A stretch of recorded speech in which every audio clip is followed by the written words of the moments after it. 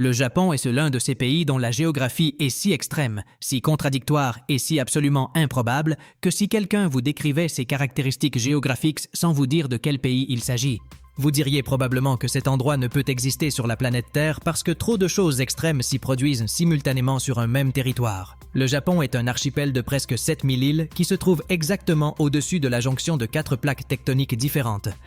ce qui en fait l'un des endroits les plus sismiquement et volcaniquement actifs du monde entier. Avec une moyenne de plus de 1500 tremblements de terre détectables par an et plus de 100 volcans actifs qui menacent constamment l'une des populations les plus denses et technologiquement avancées de la planète. Mais la géographie japonaise ne se limite pas aux tremblements de terre et aux volcans. Elle a des montagnes où il neige plus que dans tout autre endroit habité de la Terre, des îles subtropicales où il ne neige jamais, des forêts de brouillard qui ressemblent à de la fantaisie, des côtes où la mer forme des piscines naturelles d'eau thermale, et des vallées si profondes que la lumière du soleil n'atteint pas le fond pendant des mois entiers en hiver. La géographie japonaise ne défie pas simplement la logique. Elle la détruit complètement et la reconstruit comme quelque chose qu'aucun autre pays au monde ne peut égaler en intensité, en variété et en beauté extrême. Laissez votre j'aime, abonnez-vous et partagez. Commençons. La première donnée géographique japonaise qui défie toute logique est que ce pays abrite la ville la plus enneigée de toute la planète Terre avec plus de 10 millions d'habitants.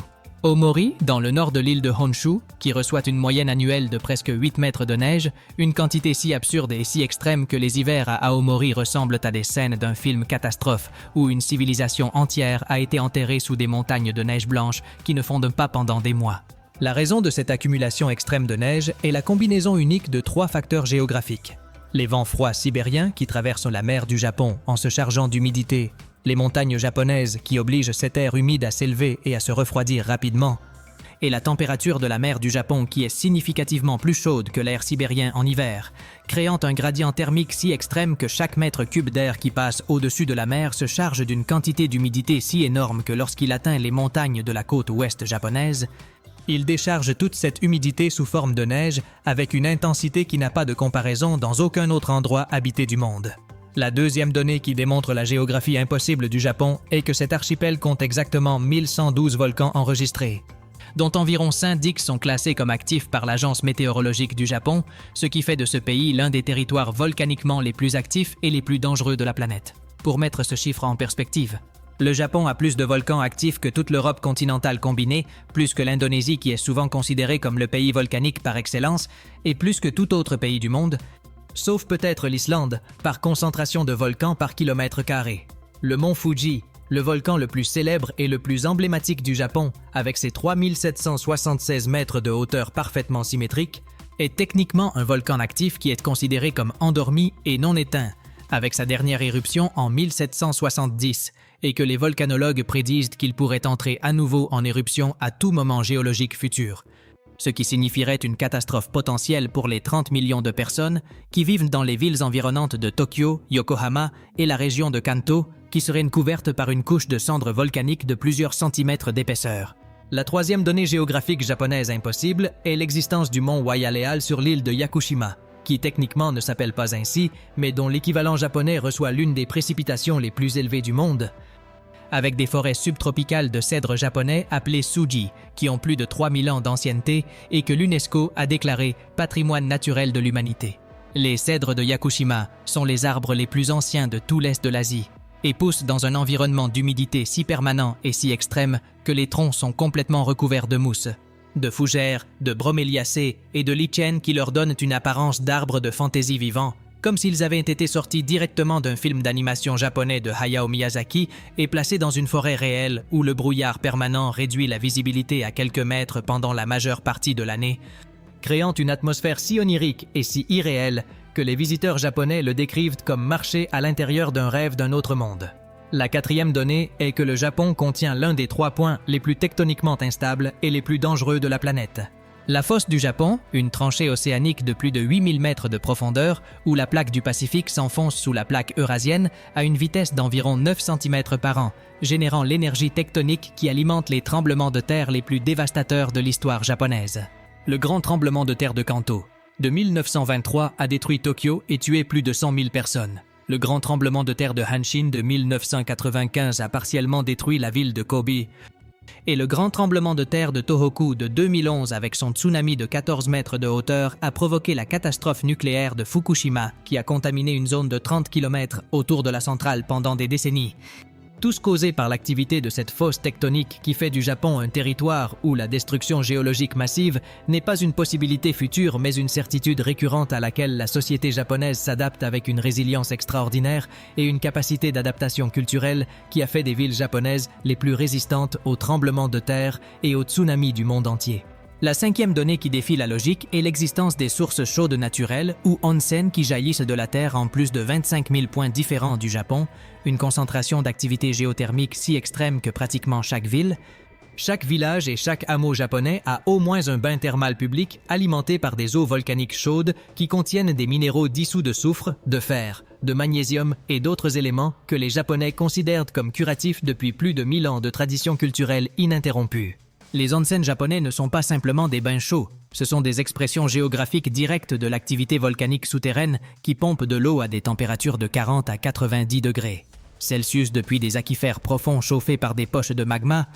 et leur existence si massive et si distribuée sur tout le territoire japonais démontre que littéralement tout l'archipel repose sur un four géothermique géant qui chauffe chaque coin du pays de bas en haut, créant un laboratoire géothermique naturel de dimension continentale que les Japonais ont su exploiter culturellement pendant des millénaires de tradition ininterrompue. Laissez votre j'aime, abonnez-vous et partagez. La sixième donnée géographique japonaise impossible est l'existence des îles subtropicales d'Okinawa, où la température ne descend jamais en dessous de 15 degrés en hiver, les plages sont de sable blanc turquoise. Les coraux poussent à quelques mètres du rivage et les habitants ont l'une des espérances de vie les plus élevées du monde, au-dessus de 90 ans en moyenne, alors qu'à 1500 km au nord à Hokkaido,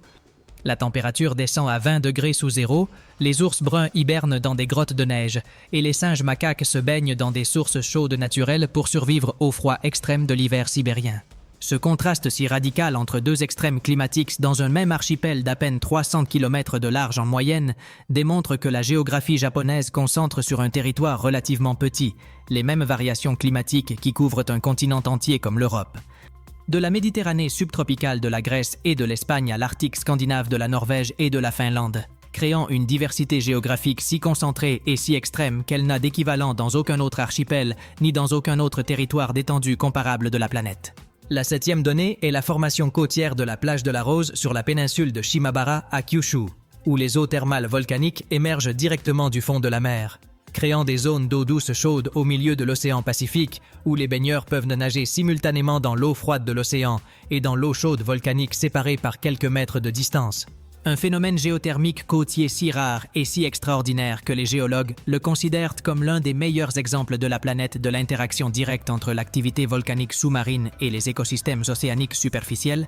et qui attire chaque année des milliers de touristes qui veulent expérimenter la sensation surréaliste de nager dans deux températures complètement opposées en même temps dans un même plan d'eau. La huitième donnée est la vallée de Kegon à Nikko. Une cascade de 97 mètres de hauteur alimentée par le lac Chuzenji qui s'est formée lorsqu'une éruption du mont Nantai a bloqué une rivière il y a 20 000 ans, créant un lac à 2000 mètres d'altitude qui alimente l'une des cascades les plus impressionnantes et les plus photographiées du Japon,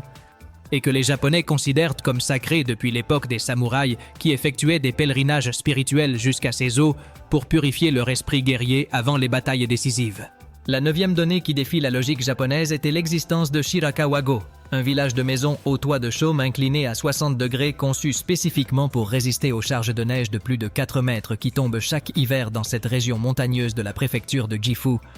et que l'UNESCO a déclaré patrimoine de l'humanité pour être un exemple vivant d'architecture japonaise adaptée à une géographie de neige extrême, où les habitants vivaient avec leurs animaux au rez-de-chaussée de leur maison pour chauffer le bâtiment avec la chaleur corporelle du bétail pendant les hivers qui duraient 6 mois continus sans dégel. La 10e et dernière donnée est la fosse des Mariannes au sud du Japon, où se trouve le Point Challenger de presque 11 000 mètres de profondeur, l'endroit le plus profond de tous les océans de la planète, qui, bien que géographiquement appartenant aux eaux internationales, se trouve à quelques centaines de kilomètres des côtes japonaises et a été exploré par des sous-marins japonais qui ont découvert dans ces profondeurs extrêmes des formes de vie qui survivent à des pressions 1000 fois supérieures à l'atmosphérique. Des organismes extrémophiles que les biologistes japonais étudient dans l'espoir de trouver des indices sur ce que pourrait être la vie sur d'autres planètes du système solaire où les conditions de pression et de température sont également extrêmes et impossibles pour la vie telle que nous la connaissons à la surface terrestre. Laissez votre j'aime, abonnez-vous et partagez. À la prochaine.